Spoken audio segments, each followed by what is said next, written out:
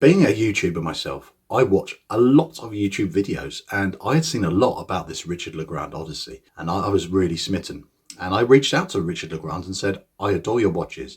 Do you think we'd be a good fit for me to share it on the channel? And they said, yes. So thanks so much for Richard Legrand sending me this watch. But I will not be biased. I know people will say, oh, but you've been sent the watch and you didn't have to send it back. But I'm going to do my best. I'll try. You have to watch the review to see how fair I am actually on this piece. Is it perfection? Almost.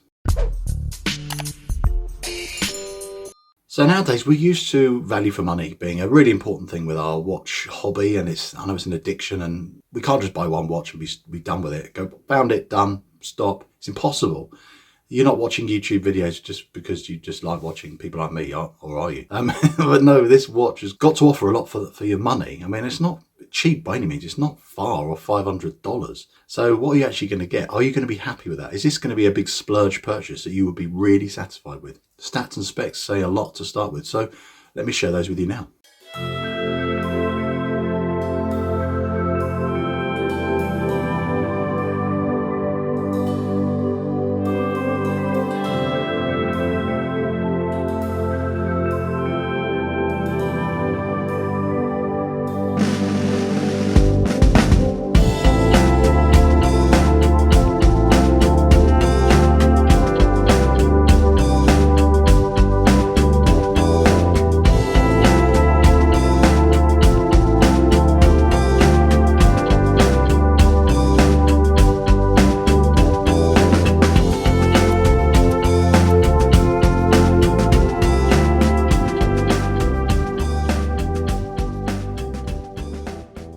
Snooker glove time again, guys, because this watch is just so beautiful. I don't want to smudge it up any more than I need to when I'm presenting it to you. What I like to do normally, after I've discussed the stats and specs, is start straight off with things I think I have found slightly unusual and are worth sharing with you. First thing I noticed was there's an optical illusion with this watch, and depending on how you wear it and how you look at it, the angle like this on your wrist, as to how the dot of the 12 o'clock lines up. As you can see there, it's absolutely spot on.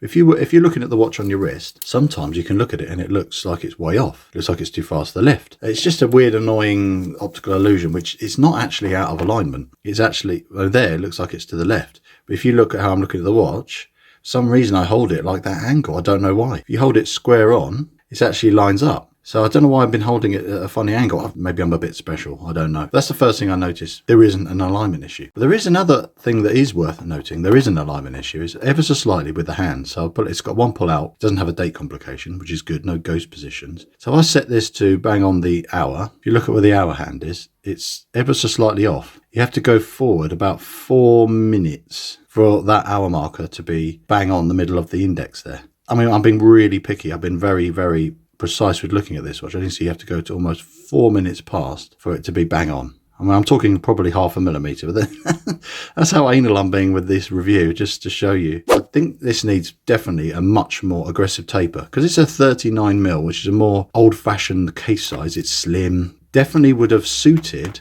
a 4mm taper. So it currently goes from 20 down to 18. So I wish it went from 20 down to 16 and then 18 at the milled clasp. It just feels like this bracelet's a bit too chunky in width for this size or case size. But again, I'm being really picky. It would have added a bit of elegance to it. But other than that, I'm really struggling to find many other criticisms. I was tempted to pick on this pin and collar system. The reason why I like pin and collar is, as fiddly as it is to do, it comes with a little toolkit to bang out the pins, which is definitely fiddly if you're not experienced. You will need some pliers or something to pull out the pin. It's quite well gripped in. But once you've done it, it's definitely got that security feeling. It definitely feels like it's going to hold in there really well, because split pins can break and they can come loose sometimes.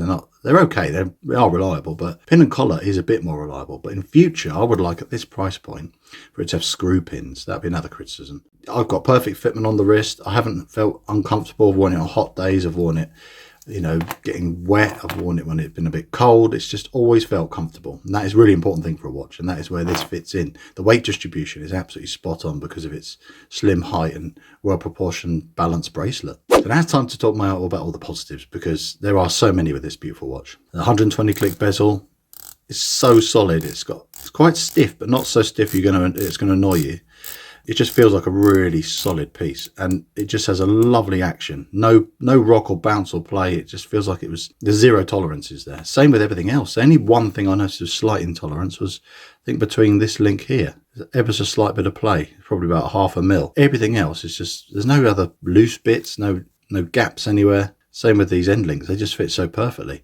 And they're easy to take off. Obviously, you're helped by those drilled lugs. That's really nice. All the grippy aspects, such as the crown and the lovely bit of coin edge detail on here, it's just so lovely to grip, and it's been beautifully machined. I just remembered another slight thing that bugs me occasionally is this Myoto movement is running not bad at all. Actually, it's running at a really nice rate, so it's not too bad. Screwing this crown sometimes in is a little bit tricky. It sort of pops out when you're trying. You have to be a little bit more authoritative with screwing it back in. That's the only thing I notice sometimes. We got a 200-meter dive watch, which is so slim, so elegant in proportions. It's so nice and refreshing to have a watch that's 39mm, slim, but still has 200 meters water resistance. And then we can go on to this dial. That is just stunning. This color is epic. The way it plays with the light, it's slightly teal in some light conditions. It's got a gorgeous play with light, even under these studio lights. Look at it. Absolutely pops. The Richard Legrand logo is not bad. I've seen worse. It looks a bit like a San Martin logo, but I think it works. It fits in there okay, and I don't think it spoils the look of the dial at all. It's just really beautifully proportioned. I think it, in a way, positive and negative of not having a date wheel. The negative of not having a date wheel is I do actually like having the date. I like to be able to sort of, I always forget what day of the week it is and what date it is, and I actually often need to write it down. I don't know why. But it would have been nice to have it above the 6 here with a black date wheel or something like that. But then having it like this without the date complication, it's just perfect symmetry. It's so neat. I love this configuration of 12, 3, 6, 9. Same with this bezel insert. You've just got the 15, 30, 45 markers there with the numbers and then a dot of the 12. It's just so lovely and simple, but so clear and easy to read. These hands are the perfect length. That minute hand comes right out. The hour hand just kisses the bottom of the indexes. And that second hand, again, beautiful smooth sweep because that Myoto high beat comes right out there. All the Lume aspects on this watch are sensational. It is unbelievable. I did it on a time lapse and I got bored after 20 minutes. It was still clear as day. I just didn't bother carrying on to record because there's no point showing you a 5-hour-long Lume time lapse. That's no point. C3 in there, and you can go out for a few seconds in some daylight, come into poor light conditions, and it's absolutely glowing like a torch. It's really nice. Initially, I wasn't so sure on this sort of polished edge aspect. I just thought it was a bit weird. I thought it made it look a bit too chintzy. I would have preferred if it was just all brush, but then actually this subtle little bit of polished element contrasts beautifully with having just a tiny bit of polishing on this chamfered edge here between the lug and the mid case. Just breaks up it being too brushed. It adds a slightly classier element, and I think that's really clever, and it's just enough to bring a little bit of bling to the watch without it looking too bland, being all brushed. It's a slightly dressier dive watch. It's an everyday wear on the slightly posher side, if we can call it that. This clasp is, absolute perfection. It is just the way it's machined, the way it fits. This element here is so thin, and it just all fits together so smoothly. No binding, perfect click, no rattle or play in it at all, which you can get quite easily. There's no sharp edges. These pushers just work so smoothly, and I love the fact that the logo's been nicely engraved in there. And that's what this watch is all about. It's all about the devil in the detail. Domed effect on this sapphire bezel insert as well, just contrasts and works really well with this beautiful domed sapphire, which again the dial ends up looking domed because of that sunburst effect. It makes it look like it's just got so much depth to it. Deep blue, and then the lovely matching insert, and then the dome crystal, and this lovely case shape, which has got really compact lug to lug, so it just wears so beautifully. I can see why people were raving about these. It works on so many levels. It's got the right case size, beautiful subtle design elements, lovely specification. I haven't noticed any rotor wobble from this Myoto, which people can criticize. There is zero. I just don't notice it at all.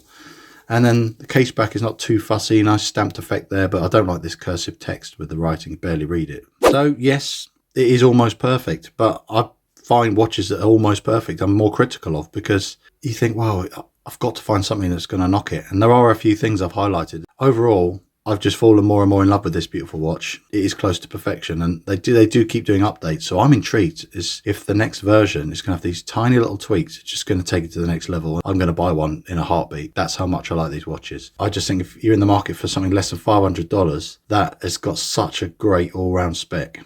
and you will just enjoy for feeling like a quality watch, and has garnered me the most attention recently from people who don't really like watches. They go, cool, that's nice. This has been it. It's got that X factor. Now, if you've enjoyed my take on this Richard Legrand, I have many other videos about micro brands and lots of other fun and interesting watches. So I do urge you to click on one of my playlists, one of my other videos, just to carry on your viewing experience, hopefully. So I'll see you in the next one. Bye for now.